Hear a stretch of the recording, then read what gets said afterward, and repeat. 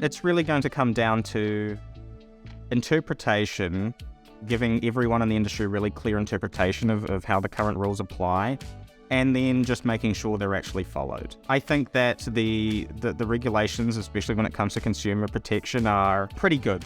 They're really good. They're there for a point. They've worked previously, as the SEC keeps telling us, and they're there for a reason. A lot of these recent failures, it has nothing to do with the crypto industry as such. It really is just people and greed a lot of the time. So I'm generally pro-regulation, which is not a thing people want to hear a lot of the time in this space. The best thing it can give businesses are guide rails. Okay, here are your guide rails. You know how to operate. Here's some clear guidance, and this is how we'll enforce it. That's really all we need. And that last bit, clarity in how we'll enforce it, I think that's the bit we're still missing.